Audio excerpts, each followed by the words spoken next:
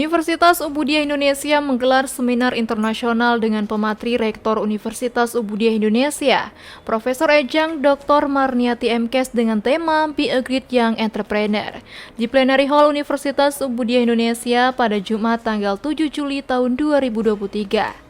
Dalam seminar internasional tersebut, Profesor Marniati sebagai pembicara berbagi pengalaman berbisnisnya selain dari bidang akademik yang ia geluti saat ini.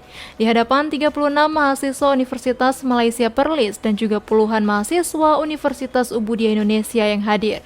Profesor Marniati mengatakan memang tidak mudah untuk bisa bangkit dan berkembang seperti saat ini. Namun ia mengatakan jika dengan kemauan dan kerja keras maka peluang untuk sukses sangatlah besar.